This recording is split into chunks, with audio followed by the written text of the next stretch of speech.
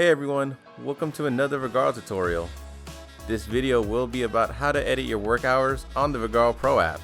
Now let's get started. Here we are on the weekly calendar view.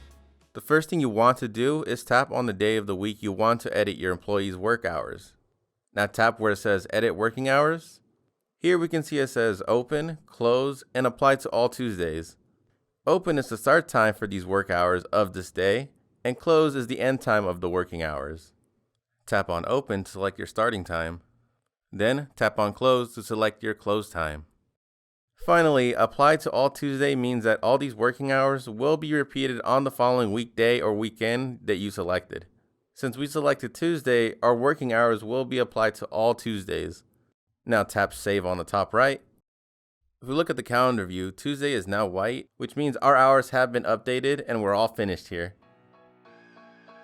This video was all about how to edit your work hours on the Vagaro Pro app. If this video was helpful, be sure to like and comment below. Also, subscribe to the channel to pick up more tips and tricks about the software. Check out the description to follow our social media channels or to start your free trial of Vagaro today.